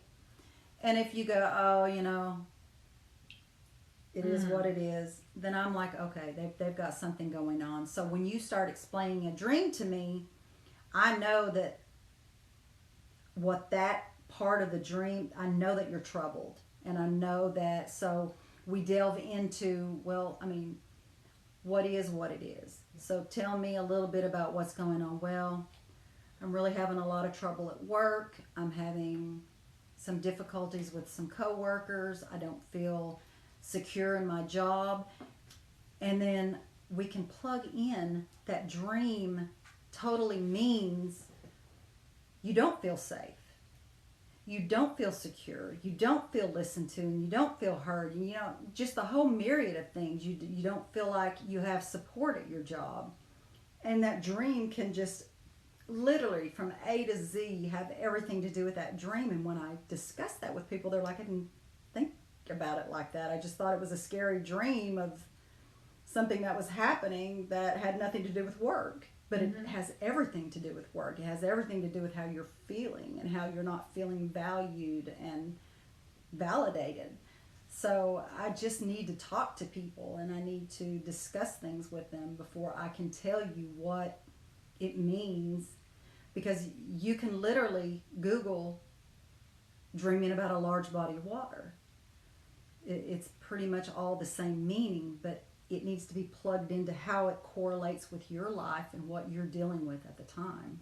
That makes sense, because yesterday when we were talking, you got more of my history. So I didn't really get into all my, I don't mind about getting into my history, but I didn't get into all my history here. And so when you told me, because you didn't really interpret my dream yesterday in depth. You just kind of heard it and that was it. And then, so today when you were talking about, or just now on the live, you gave me something I never even thought about. Like, the reason why it stopped is because I made that decision where I was going to go. I'm the one that ended it. I made, I cut it off, and I never even thought about, I just never thought about it that way. It was, and I'm 100. So, but I've never thought about that way. You think, it's neat to hear it from your perspective, because I'm in it, and I don't think I would have got that if April would have tried to interpret it, Right. Because, well, that's not her superpower, but but anyhow, and I can sit here and say, I didn't ask for this. Years. I didn't ask to be able to That's dream walk. amazing. I didn't ask to be able to lucid dream, and I didn't ask to be able to go and rescue people in the astral plane, or in a dream state. I didn't ask for this, but it doesn't matter. It doesn't matter what you've asked for or not asked for. Look at people who see and speak to dead people every day. They can't even walk out of their front door without some spirit bombarding them because you can see me. They didn't ask for that either. You just have to learn, how does this fit into what I'm trying to do with my life? And how it fits for me is I'm trying to help people spiritually. And to me, there is no greater realm of spirituality than in the dream plane, because we spend, what do you spend most of your time? Awake and asleep. And most people feel like, well, I've got the awake down. Come on now, we're conscious, we know exactly what's happening. I know I'm going to go here, and then I'm going to go do this, and I'm going to go do this. But you don't know about that in the dream plane. There are so many unknowns, but there are so many ways that we can help ourselves if we just learn to harness and understand it.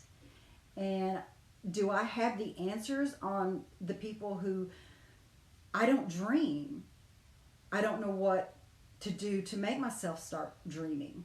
I don't know. I would have to sit and speak with you and discuss with you, and maybe if we figure out what caused you to shut it off, we can start slowly saying, okay, let's try this, let's try this, let's try this. And we can figure out, I really stopped dreaming when my grandmother got really sick, and I took care of her, and I was so exhausted, and I just quit dreaming, and then she passed away, and I had just this horrible guilt, and I still kept just not dreaming, never dreaming, never dreaming, never dreaming. But okay, but I want to see my grandmother. Okay, well, you have to let that go. You have to let go what happened here so that you can open yourself up there, or you're going to keep it shut off. You have to make a conscious decision or an unconscious decision to open your dream states back up. It is all up to you. I can't sit here and tell you how you need to reawaken your dream state. I can give you ideas on what may have caused you to shut it down so that you can work on those things here in the now, so that you can slowly start working through and having dreams again. And they don't just come back like, bam, here they are.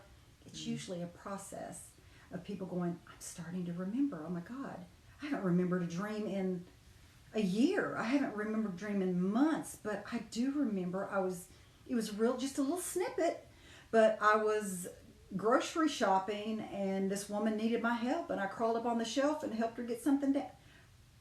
But it's a start.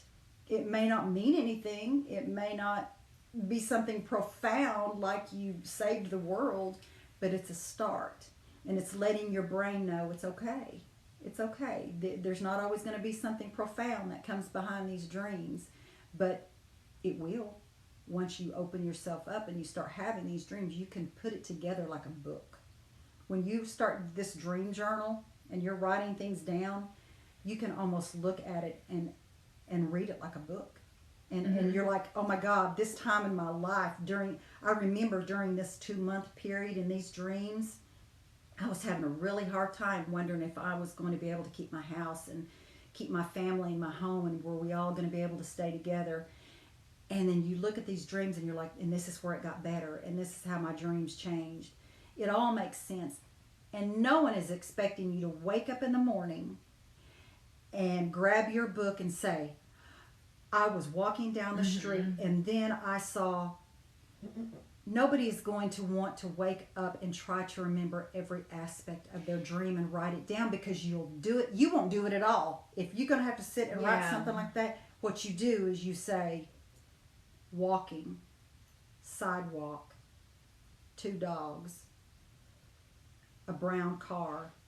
And you're going to say, because in my dream, I was walking down the street and there was this brown car and there were 2 dogs in the brown. So you're plugging in the main things that you can go back and tell the story with later without having these long explanations of a dream. Because truthfully, if I had to write everything down like that, I won't write anything at all. Yes, but let's be real. Your dreams are probably a little bit more vividly remembered than everybody else's. So Not let's talk always. to a real person. Not always. Okay, so for me in my dream journal, I'll back that one over here. yeah, right? Yeah. Okay, so now with my dream journal, I do try to be consistent, number one. But that's not always the case. Mhm. And I will find that the more that I can get down, Mm-hmm.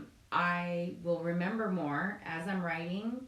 And so I try to even leave spaces in between the lines because once I've read it, wrote it all out, and I go back and kind of slowly Fill in the blank. fill in the blanks, it gives me room because as I'm writing it, I'll remember more. Mm-hmm. You know, but I'll try to get those key points Mhm. down Yep. that you're talking about first. Because if you can get the key points down, you can usually try to get a couple more points later down And the if you road. wake up that morning and you grab that journal and you're like, I didn't dream about anything, don't not write something down.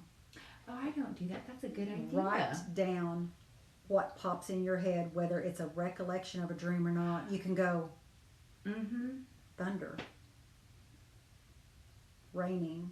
Smoke coming pot.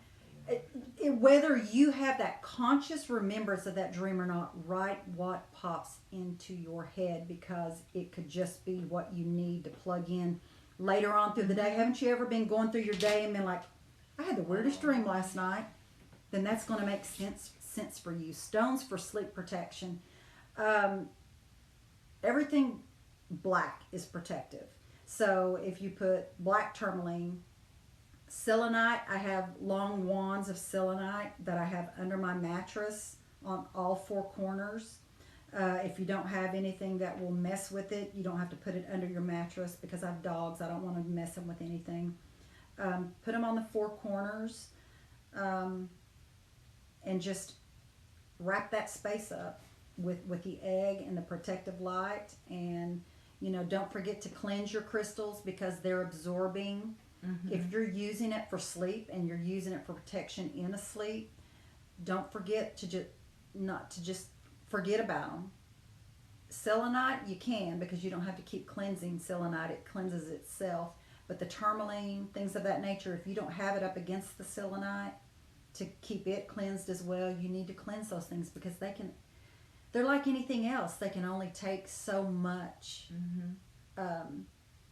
Of your emotions and of things that it's pulling from you and blocking you from and taking from you, that they can only take so much. And a lot of times people say, oh my God, my whatever cracked or broke, or because it took as much as it could take and you're not cleansing them. So it's very, very important that you do that.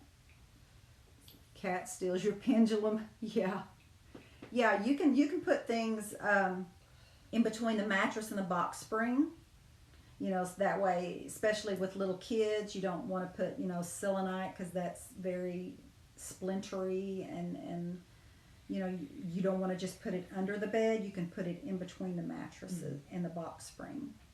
She said, is there anything you can do to help remember your dreams? I think the first thing with that is the dream journal. Mm-hmm. And if you can't, like I said, if you don't even remember anything, write something. Write anything that pops into your mind. Now, don't try to do that when you've gotten up and you're in the kitchen and you're fixing coffee because your consciousness has kicked in and taken over. So you need to do this as soon as you wake up. Preferably, if you can handle it before you even get up to go pee. Because literally once... But when you walk from there Yes. to there, it's When you like get up gone. to go to the bathroom because you're about to pee your pants, come on now. You know that, haven't you ever thought of a dream and you're like, I will not forget that. And then you forgot it and you're like, what? Oh my God, it was so vivid. I was not going to forget about it. But you will. So before your consciousness completely kicks in, because when you first wake up, you're still kind of drowsy in between here and there. Write down your first thoughts, whether or not you have that conscious decision or conscious, I remember seeing a huge forest of trees. It doesn't matter. Just if you're like, a forest. if that's what's in your brain, if that just the word, write it down, because it may, when you dream the next day, it may add more to your message and more to your message. But also, your brain is going to say, oh shit, I've got to remember my dream because she's going to quiz me first thing in the morning and she's going to have to make me remember and write all this that's down. That's a good idea. That's a good habit. Yeah. So That's then the good next habit. morning it's like, okay, shit, got to remember.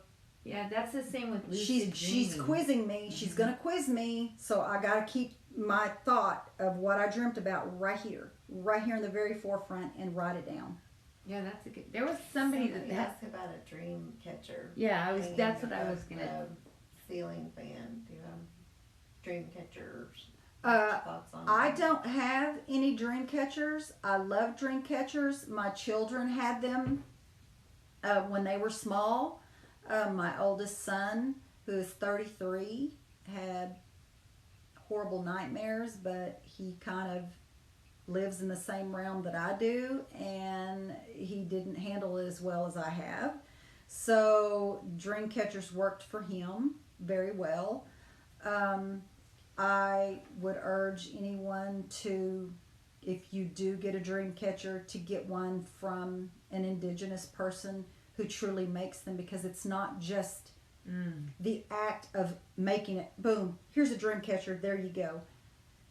The person who's making that are putting their intention of what that is for.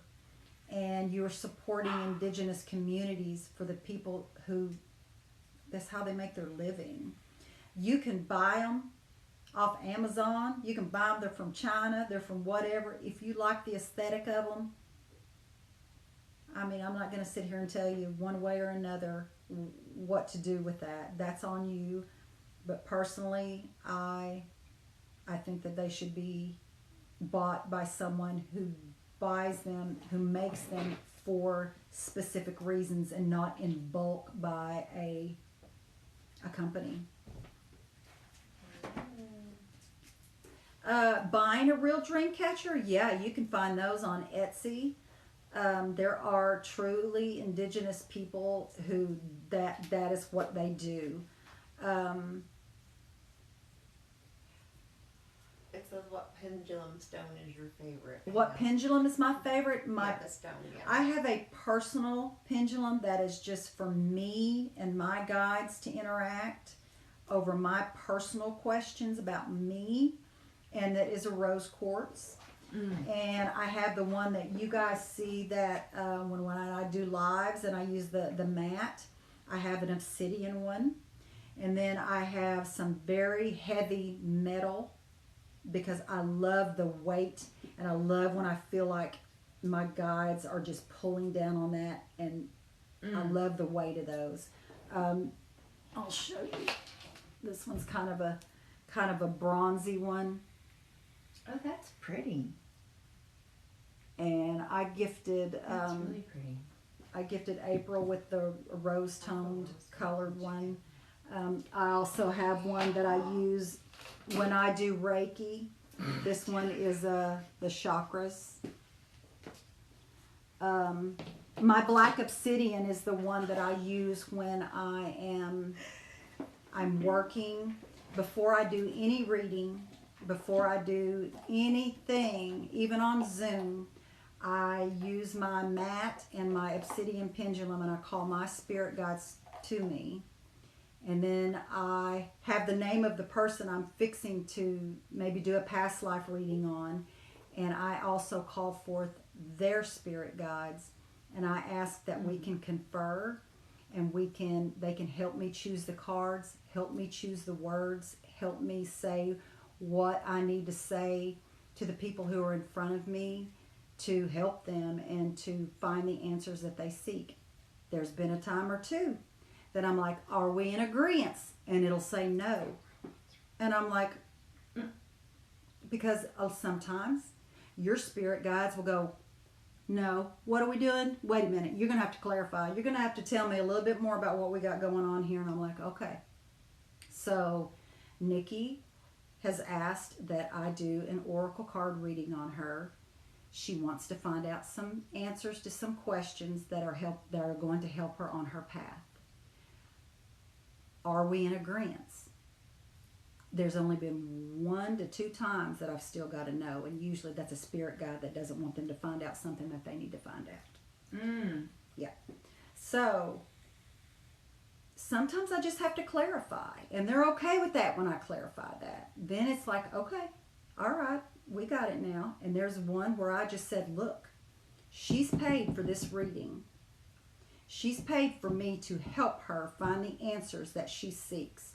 And I'm doing this reading, and I don't know what it is that you don't want her to find out. But if you want to help me and you want to help me give her the right answers that she's seeking, then we can work together. But this is happening now. And I repeat it. Are we in agreement that we can help Nikki with this reading to find out the answers that she seeks? And sometimes it'll barely swing yes, like fine. Fine. So, your spirit guides, I don't do any of this stuff without any of my readings, any of my dream interpretations, any spiritual counseling unless I call my spirit guides forth, and I'll call your spirit guides forth, because that's where all our answers come from. I'm not sitting here just making this stuff up. This stuff comes from out there. And I do the best I can to give people, the information that I receive. Sometimes it's harsh. I'm not one to really sugarcoat. If the cards are telling me you need to get your shit together, I usually tell you need to get your shit together. So I'm not one to go, well, maybe. No. I'm kind of blunt. I don't know if y'all knew that or not, but I'm a little bit blunt when I'm telling things. I don't want people to do that to me. Right. I You want just people would rather have honesty and upfront and just tell me so you can work it out and work through it and get on and get through. And I'm not saying I'm not going to make you mad and then you're going to get off and go, I don't know who the hell she thought she was.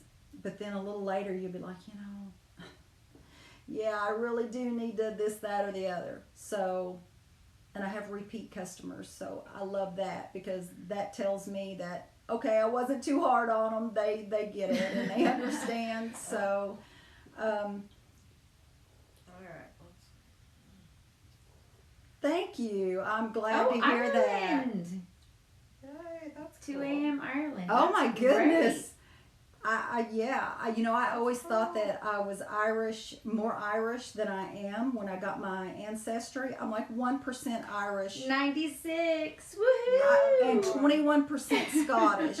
So who would have thought? But yeah, Mine's all over in that area. I've actually done some sleep traveling to Ireland and to Scotland, and I've also done some shamanic traveling, and I was in what I thought was Scotland, and I could hear some Scottish type music in the background. That just happened to me a few days ago. When Wow. me about that. Yeah, when I was trying to connect with my ancestors for Samhain, and yeah. I got mine done at 23andMe, and every single holiday they always have a % off. They just had 40% off for Samhain. Is it okay to say the name of your spirit guides out loud, or should you protect that? That's personal. That's a personal choice. If you're solid and you're okay with that and you don't mind, absolutely. You can tell anyone who your spirit guides are. But I have people who say, when I tell them, let's connect with your spirit guides, you need to connect with your ancestors. I've had people say, I don't know anything about my spirit guides, or I don't know anything about my ancestors. And I get that. I've had people say, I'm adopted. I know nothing about my biological family on either side. My husband is adopted from birth and knows nothing of his biological family. But what I say is, you don't have to know who they are. They know who you are. And they know that you're here because of them. So they want to help you. And it doesn't matter. It doesn't matter that you don't know that my great uncle Joe was one of my spirit guides. It's okay that you don't know that. You'll start learning that each spirit guide has a specific thing that they help you with. If you start noticing that a spirit guide, you're feeling that same little urge and that same little voice and that same little nudging that you're getting when you're overworking yourself, maybe not eating right or sleeping good, and you'll start realizing, why am I sensing, oh, I remember the last time that I was getting that feeling of pay attention was when I wasn't eating well and I wasn't getting enough sleep or taking care of myself and I was overworking you start realizing that certain spirit guides are helping you through certain things. You just have to make a conscious effort to remember and to know those certain times when you feel them stronger than the others. Oh, you're welcome, Isis. I'm glad.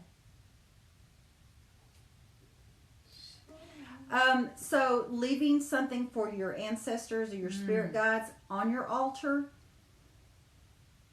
if it's ancestors, and you don't even know what nationality you are, you can leave pretty safe things as far as food, coffee. I personally don't leave alcohol because I'm Native American, and alcohol is not something that was a healthy thing for Native Americans to consume. So to me, it was kind of part of the genocide that happened with my culture. And so I would never, but like for the Scottish side, I may put out some alcohol, but be specific. Some Bushmills. This is for my Scottish ancestors. And I'm making fry bread for dinner tomorrow night. So here's what I'm doing. I'm going to put some fry bread out for my indigenous side of my family. And you're going to leave it there for a day or two.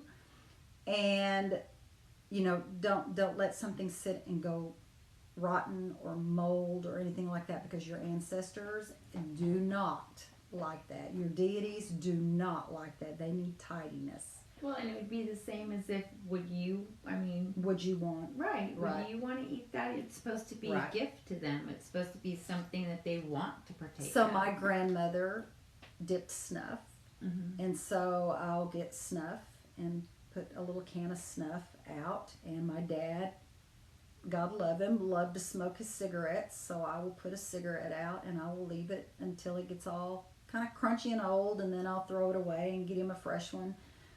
But if you have real food, food that is going to perish, then you can do what you feel like you need to do with it. A lot of times I will take food and I will put it outside and I'll let nature have it. And that's just another way of honoring them and getting them something fresh.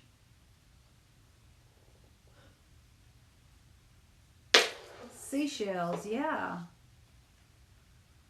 Yes, items related to your culture. If you know what your culture is, like I know the indigenous side, but I just learned in the past few years that the Scottish and the Irish and the Germanic, European and Welsh. So yeah, she was asking about what do you leave if you're not sure who they are? If you're not sure who you can just leave kind of a blanket. Yeah, that's what I was. A blanket, something that you love to cook. Yeah, maybe you love to make you. for your family that is special to you, that you would like to offer to them, and say, I'm not sure if this was something that my ancestors enjoyed, but this is something my family enjoys, and I love making it for my family, and I would like to offer it to you. I promise you, they're not going to go, yeah, no, they're not. They're going to go, wow. She made us something, and she honored us and made us something that is so important to her family. And what she loves, it's the love. It's what you're putting into that, and that the honor that you're giving to them and acknowledging. I acknowledge you as my ancestors. I don't know anything about you. Mhm. I don't know what my culture is, but I honor you because you are the reason I'm here. And that is all they need. You don't have to know anything specific because they know you. I think also, for me personally, because I have such a Heinz 57, even though my blood work comes back one way, it's because of my stepmom. You know, her family's all from Norway. Mm-hmm. And so I really love all Norse, religion and mythology and all that. But we used to make lefse, which is essentially it's a potato tortilla. Mm-hmm. They're so good. We're gonna have some of this Thanksgiving. But I would feel comfortable. I'm not Norwegian. I wasn't from there, but I consider them my ancestors because Yes. of my family. So I would totally leave something special to me out for them to have them come to me as well. And to know that you're honoring their culture and you feel like it's important enough to give an offering for something you didn't have to do, that to me is a huge honor for someone to feel that and to know that we mattered. And the fact that somebody that is our ancestor loves this person and this person loves us enough to honor us even though we were not related in any way by DNA, that's huge. That is a huge thing. People are sending gifts. I'm thanking them for the gifts. Oh yes, absolutely. Thank you. I'm not real good at knowing when we do lives. I always depend on Mandy to be looking. I was thinking about that tonight. I was thinking, I know Pam doesn't read it. I I'm not gonna read it. Just because read it. a lot of times it's on Mandy's phone, and her phone is so small that I can't see that. And then you see me and Pam both go. Yeah. I'm horrible with that. I'm just like, wait a minute. Something you were going to say. You just. Yeah, I just learned that I'm a huge percentage of Scottish and Irish, and I know now that I've not utilized that part of my ancestry. And just think of the help. Think of the things that I can say, hey, I've always just depended on one half of that, and it's the indigenous that I knew. I knew for a fact of that. But I never really thought, well, I wonder what else. But when I figured it out, and I have the ancestry and I have the DNA results, I have a whole cultures of ancestors that I can utilize in my life to ask for their help, because you know what? They can help us through our lives, but we have to consciously make the effort to ask, because they can intercede if we ask. They can't make changes and help things, big things in our life unless we ask. And by honoring them, even if you don't know who they are, by honoring them, even if it's a generic honor, it's the fact that you're acknowledging that I am here because of you. That's what matters. And they're going to go, we've been waiting on you to acknowledge us. We can help you. We can help you get through this part of your life. You just needed to ask, and thank goodness you did. Here we are. Oh my gosh. Y'all are at 9. We're at 9. All right, guys. Well, it's 9 o'clock. This has been fun. I thank y'all so Thank you. much for helping me make my first live a success. I was so scared that I wouldn't have anyone come on, and I love that you guys showed up for me. Thank you so She much. kept them on. You kept them on. I appreciate you so much. And so we'll be back on with the Blue Bodie on Friday. I think she'll be doing her live Tomorrow's tomorrow, Tuesday. right? She'll be doing her live for the readings for the signs tomorrow, and I'll be moderating on that. So join us there, and then on Friday night for our regular live. I love you guys, and thank you so much, and I want you guys to have a great evening. Thank you so much. Thank you. Bye. Ben and Nikki. Oh, yay. Yay. How do I get out? I don't know. I don't either.